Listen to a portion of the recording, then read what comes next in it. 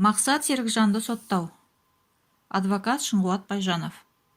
Тіркелген Атажұрт еріктілері бірлестігінің басшысы Ербол Дәулетбек пен Қайрат Байтолла, тіркелмеген Нағыз Атажұрт еріктілері басшысы Бекзат Мақсұтхан мен осы ұйымның мүшелері менің қоғамдық ұйымымның ютубтағы сайтын, видео түсіру құралдарын өзінше билік етіп иемденіп кетті.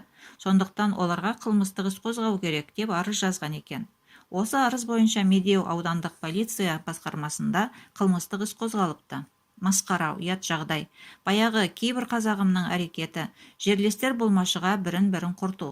Қайтеміз. Қорғануға құқығы бар, куә ретінде 4 сағат отырып жауап бердік. Бекзат үйіне келді. Мен апарып тастадым. Ертең басқа Нағыз Атажұрт мүшесін шақырады. Оны да барып қорғаймын. Рахмет Ербол Дәулетбегініме. Коронавирустан тығылып үйде жатқан ағасын далаға шығарды. Құдай сақтасын деп енді отырамыз тергеуде. Көп ойымдамаңдар, аққа Құдай жақ. Бұл қиындықтан да шығармыз.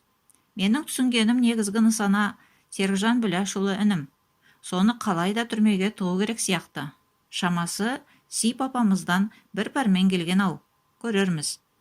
Адвокат Шыңғуат Байжановтың фейсбуктегі Атажұрт Қазақ Human Rights-қа жазған комментарийінен алынды.